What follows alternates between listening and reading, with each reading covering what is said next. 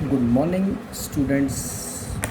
आज जो हम करने जा रहे हैं वो स्टैटिस्टिक्स का पार्ट 2 है। पार्ट 1 पहले जिसने पार्ट 1 नहीं देखा वो पार्ट 1 देखें, तभी पार्ट 2 आपको समझ आएगा।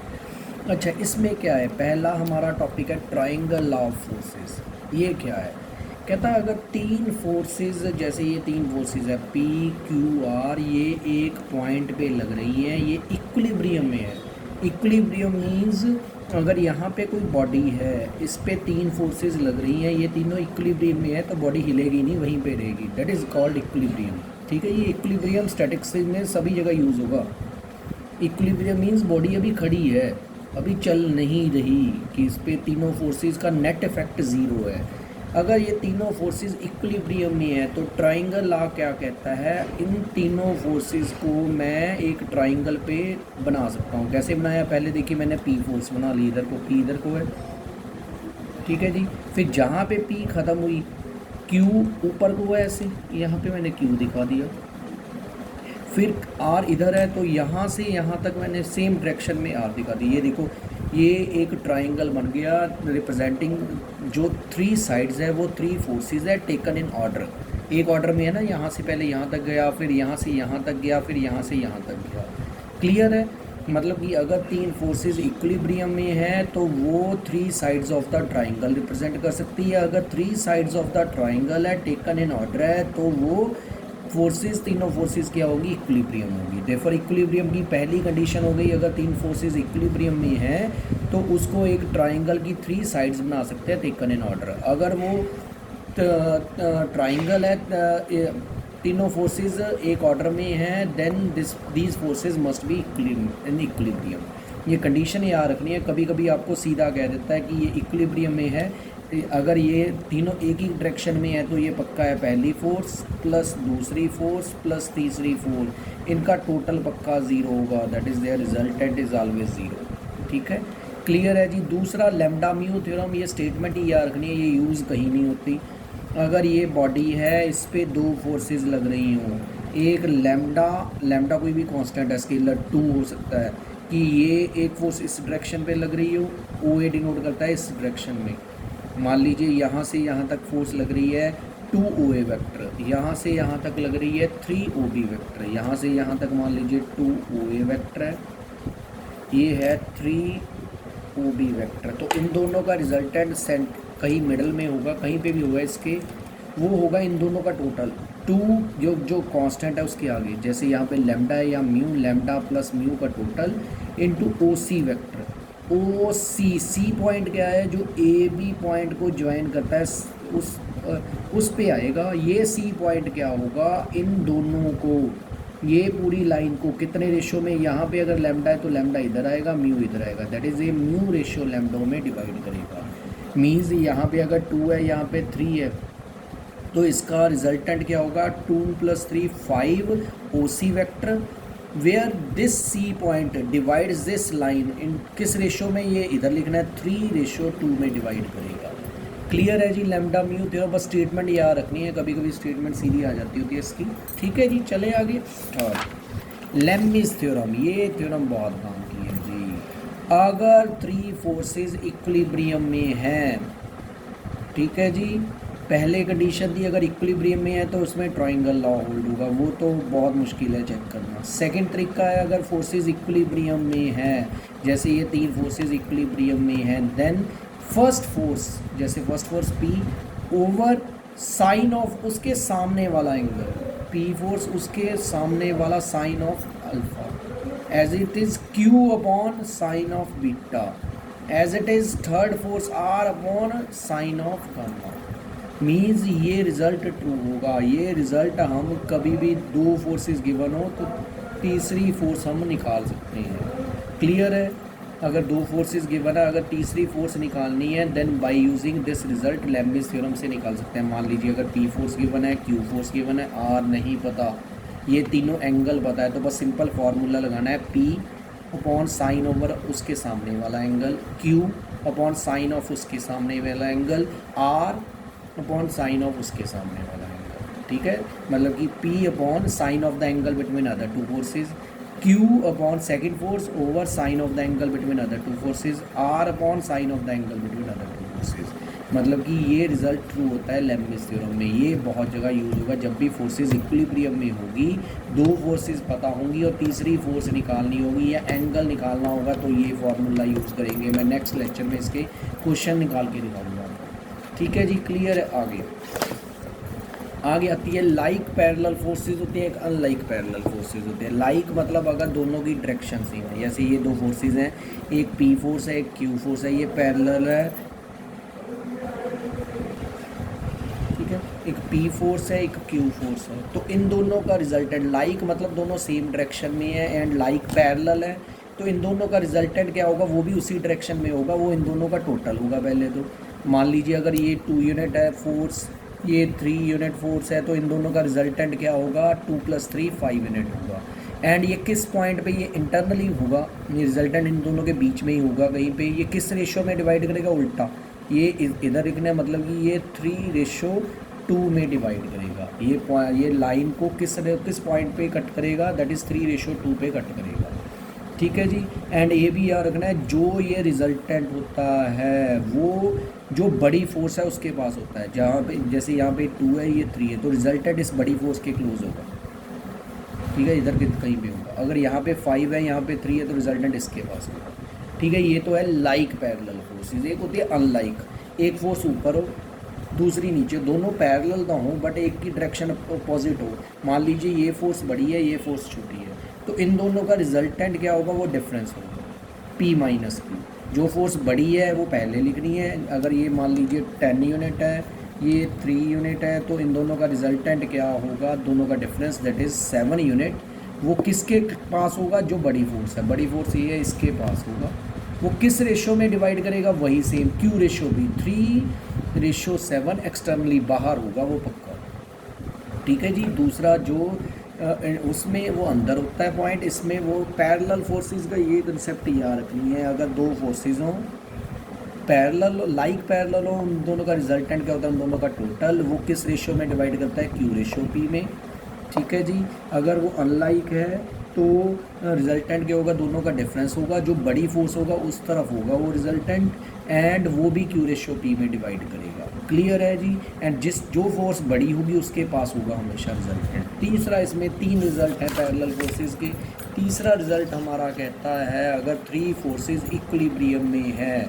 अब इक्विलिब्रियम की कंडीशन याद रखनी है, एक तो इक्विलिब्रियम में थी तो ट्राइंगल लॉ होल्ड होता था, इक्विलिब्रियम में थी तो लेब्निज़ थ्योरम होल्ड होती थी। अगर इक्विलिब्रियम में तो ये भी रिजल्ट होगा। ये मान लीजिए ये 3 फोर्सेस इक्विलिब्रियम में है, ये 3 पैरेलल फोर्सेस हैं इक्विलिब्रियम में। मैं इसमें ये नहीं कह रहा हूँ ये रिजल्टेंट है, बस ये 3 फोर्सेस है, ये इक्विलिब्रियम में है। देन अगर 3 फोर्सेस इक्विलिब्रियम में हो, अगर तो वो एंगल्स पता हो, इनमें एंगल तो पता नहीं होगा।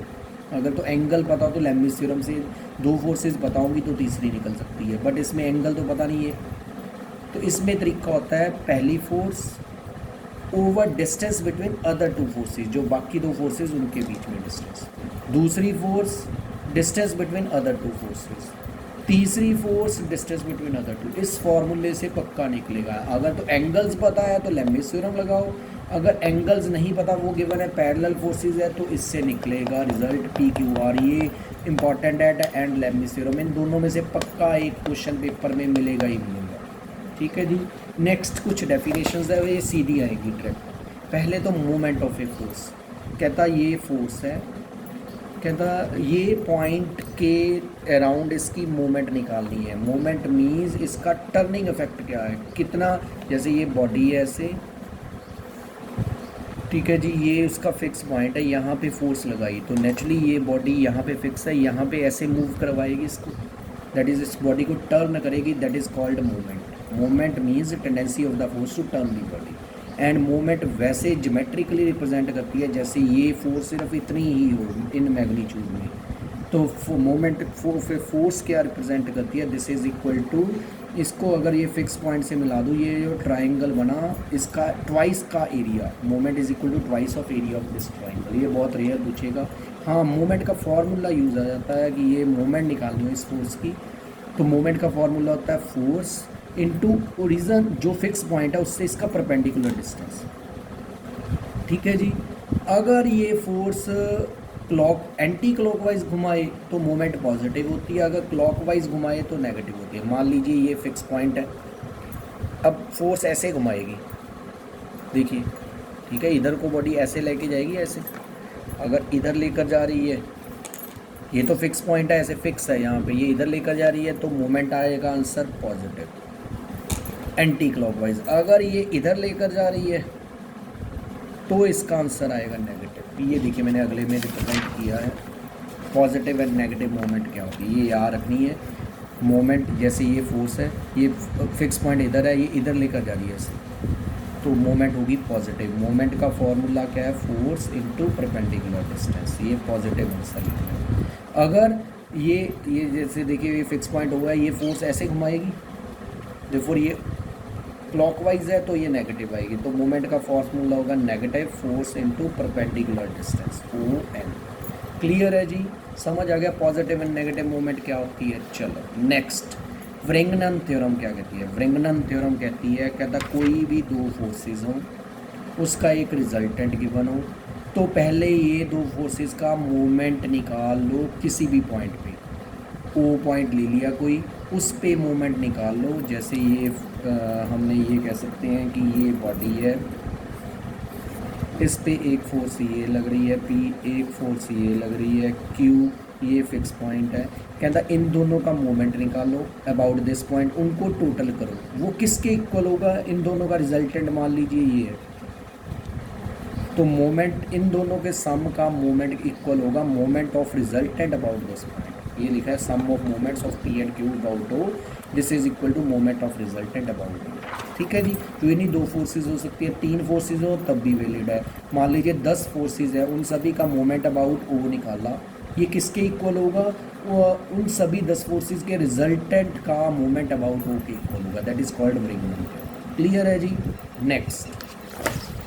नेक्स्ट आ जाता है सेंटर ऑफ पैरेलल फोर्सेस। इसका मतलब क्या है, कहता जैसे मान लीजिए ये एक बॉडी है, इस पे ये फोर्सेस लग रही है, एक ये एक ये एक ये एक ये F1 F2 F3 F4। Centre का मीन्स ऐसा पॉइंट जहाँ पे हमारा रिजल्टेंट लग रहा है, इस बॉडी में एक ऐसा पॉइंट होगा जैसे जहाँ पे ये सभी का कंबाइंड इफेक्ट लग रहा हो, that is called centre. Centre निकालने का ये फॉर्मूला है फोर्स इनटू उसका डिस्टेंस, फोर्स इनटू मतलब कि ओरिजिन से कितना डिस्टेंस ओवर फोर्स का total, as it is force उसका वाई एक्सिस से कितना डिस्टेंस पे है ओवर टोटल फोर्सेस। क्लियर है जी, ये सेंटर का तो सीधा फॉर्मूला याद रख लीजिए बहुत। नेक्स्ट आ जाता है moment of a force he about A point था, अब moment of a force about a line, इसका भी फॉर्मूला याद रखना है। ये फोर्स है अबाउट दिस लाइन, पैरेलल नहीं है, इस लाइन के पैरेलल नहीं है, ये फोर्स है अबाउट दिस लाइन। अगर मोमेंट निकालनी है, moment again it represents turning effect of the body.